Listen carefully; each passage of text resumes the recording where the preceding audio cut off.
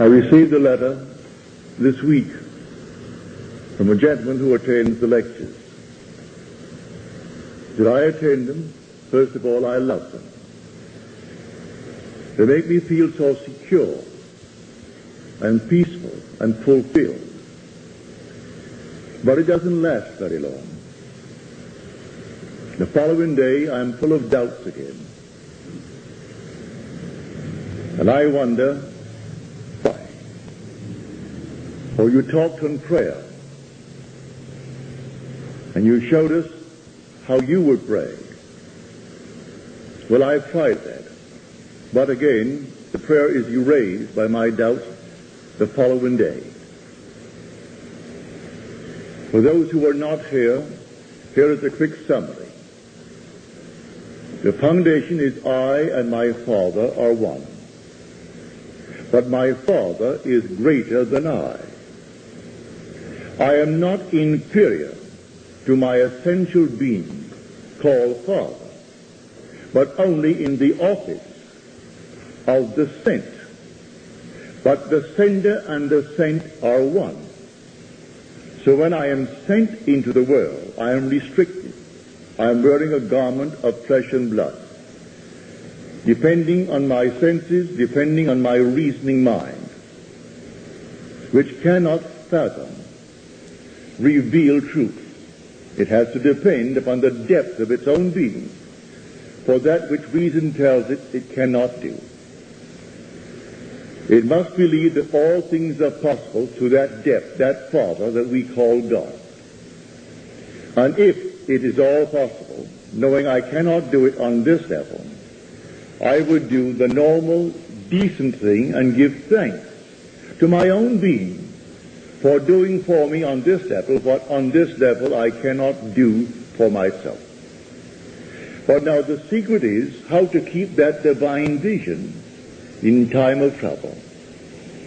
When Paul said, "O King Agrippa, I was not unfaithful to the heavenly vision." He was not disobedient to it. He kept it, knowing from the depth of his own being it would be done. Well, I say to him, it is not another spoken of in Scripture when Peter said, "If my brother sins against me, how often, O Lord, should I forgive him?" We're living in an egocentric world. The whole vast world is yourself pushed out. It is not John over there. It is this, what St. Francis meant when he said, and on his deathbed he asked the forgiveness of poor brother donkey. My body, for all the hardships that I have caused it to suffer. This limited being, I must forgive it morning, noon, and night. So when the Lord answered 70 times 7, that does not mean 490 times. It means until my vision, which is 70, that is the eye, it's an iron. The symbol of the iron is an eye. And 7 is a sword. Until I fix it, so it does not wander. It does not move from one place to the other. I am not disobedient to the divine vision. When I keep the divine vision, even in times of trouble, and things are all denying that it could ever happen, he is working, the depth of my own being is working from the model. I supply the model. I want this, that, and the other. I dare to assume that I have it. Having assumed that I have it, it is entirely up to me to hold that model from which he works. He will externalize it in my world if I am faithful to the divine vision. That divine vision need not be some wonderful, heavenly, spiritual vision. It's something based upon the world of Caesar. That's the vision. It is not yet externalized, but I know what I want. I must hold it in my mind's eye. And if tomorrow I wonder, 70 times 7, remember, you come back to the model, because he is working from a model, and the model is supplied by you on this level in the capacity of the sent. You have been sent into this world. Now I say to him, that's what I would suggest to you if you're here tonight. That you simply try to go back to the vision, because you became aware that you had wandered. Not everyone is aware that he wandered. At least you are aware that you have wandered from it. You go back to it. Now in the letter he said, the previous week it seemed to me that you were very critical of a multimillionaire in his 80s who is now taking up yoga to extend his earthly days in this world. Do you mean he should have prayed instead? No, I don't say he should have prayed instead. That was not my point. My point is this, that a man in his 80s, not a multimillionaire, he is a billionaire. A billionaire is one who has in excess of $1,000 million, not a few $1 million. In any man's language, $1 million is an awful lot of money. But a billion is 1,000 million. And he still wants more, and he's in his 80s. And to prolong his body that he may gratify that hunger, he's taking up yoga. And he thinks he's a very spiritual man because he doesn't eat certain foods, and he doesn't drink, he doesn't smoke. So he is a holy man in his own eyes. But I will say this for him. He cannot, by my saying to him, you should now change your attitude towards life and want the spiritual things of life. No, the hunger hasn't come upon him. He has a hunger for Caesar's dollars. And as long as that hunger remains, he has to gratify it. So I'm not critical of him. I use him only as an example. But I'm fully aware of the fact that he has not yet had that hunger as you're told in the book of Amos. The 8th chapter of Amos, the 11th verse. I will send a famine upon the earth. It will not be a hunger for bread, nor a thirst for water, but for the hearing of the word of God. Well, he doesn't have that hunger. So at the age of 80 plus, he still has a hunger for things in this world. But Scripture warns us in the 13th chapter of Hebrews and the 6th chapter of 1 Timothy. Be free. Let your life be free from the love of money. For the love of money is the root of all evils. Didn't say a few evils, all evils. You can trace it back to what money means to man. Money means power. All the wars in the world are economic wars. When man thinks that he can lead his nation into war and get more markets for his people, more of these things, it's all economic. And so, if he thinks he can, he does it. And all wars are economic wars. They reach a certain point and they break forth into violence. But before wars come, it's still an economic war. And it's based upon the love of money. I'm not saying we shouldn't have money. I need money to pay rent. I need money to buy clothes, to buy food, and do the normal things of life. I'm not denied that.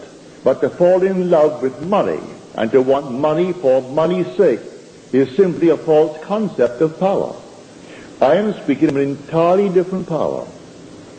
And may I tell you, all the power of this world is like a little firecracker compared to the power of which I speak. The day is coming, and you'll realize this power. It's all within you. And you will arrest it. You will feel it within you, and you will arrest it. And the whole vast world that you are perceiving will stand still. It's absolutely still and dead. You can change its motivation while it's still, and then release the power within you, and it will execute the change motivation and think it initiated the change. That's power. There's not a thing in the world comparable to such power. It's all within a man. The day will come, man will have access to that power. In that day, he'll know he is God. So I am not criticizing the man for wanting another billion. I use him only as an example to present it to you who come here, that you are not on that track. I trust you are not. If you needed money, certainly ask for it. And then if you do not know how to bring it into your world, then give thanks to the depth of your own being. As you're told, commune with your own heart on your bed and be silent.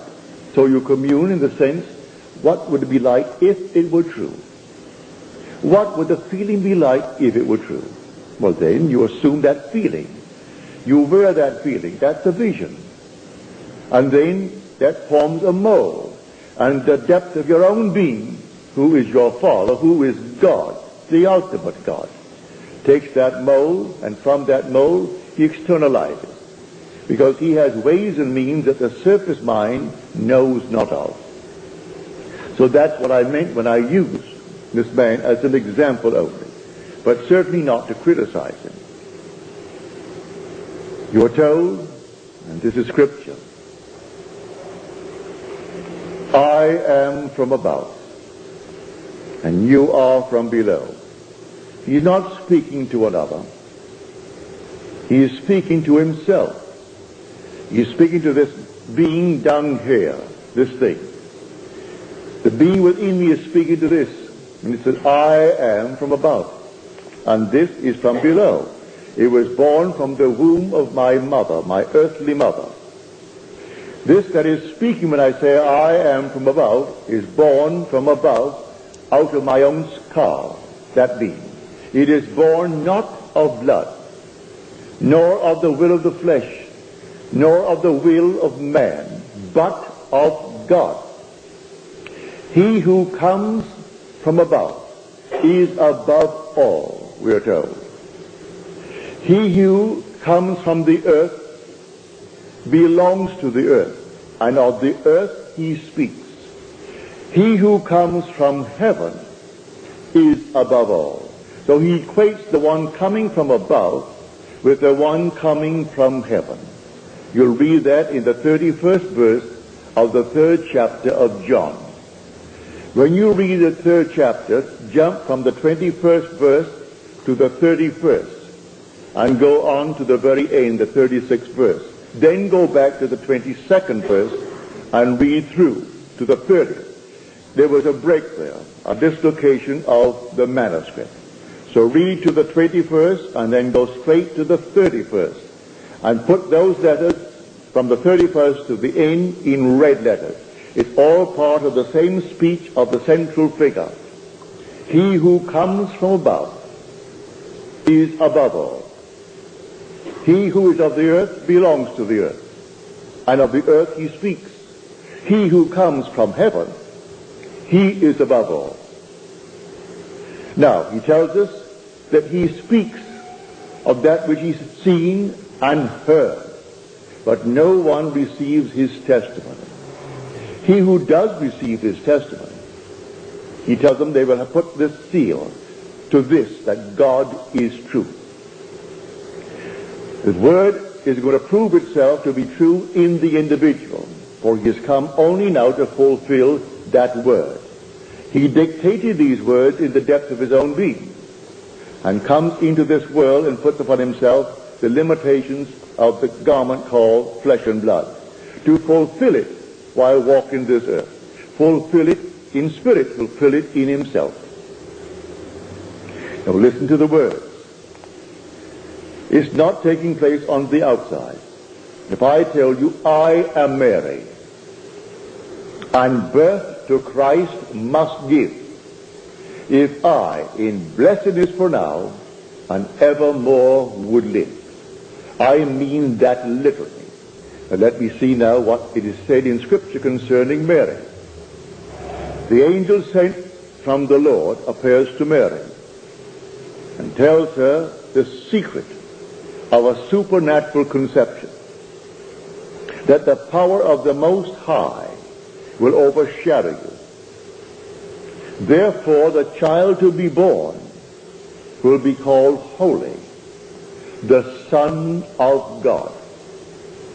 Then Mary answers the angel. And Mary said to the angel, she's now speaking to herself, "Behold, I am the handmaid of the Lord. Let it be to me according to your word." And then the angel departed from her. I am the handmaid of the Lord. In the 116th Psalm, the 16th verse, and it's now David speaking, "O Lord, I am thy servant, the son of thy handmaid." He is the son of the handmaid, and Mary claims, "I am the handmaid." And she's just been told the child to be born of her must be called Holy, the Son of God. 1,000 years prior to that, if you take it chronologically, one declares, "I am the son of the Lord's handmaid." And his name is David. I am not theorizing it. I have experienced it. And so I'm telling you that it is David. And when it actually takes place in your world, who then is Mary? Did you not give birth to the Christ child? I know I did. I held the child in my arms and looked into its face and said, "How is my sweetheart?" And that heavenly smile broke upon its face, and then the whole thing dissolved. And then, a few months later, here comes the evidence. Here is David, the one who said, "I am the son of thy handmaid." Well, did he not come forth? Was it not pronounced by my brothers who were present? It is Neville's baby. Well, if it's Neville's baby, well then I am Mary. I brought forth the Christ child. And yet, why now is the Son calling me Father? Listen to the words carefully. We are told in Genesis that a man must leave father and mother and cleave to his wife until they be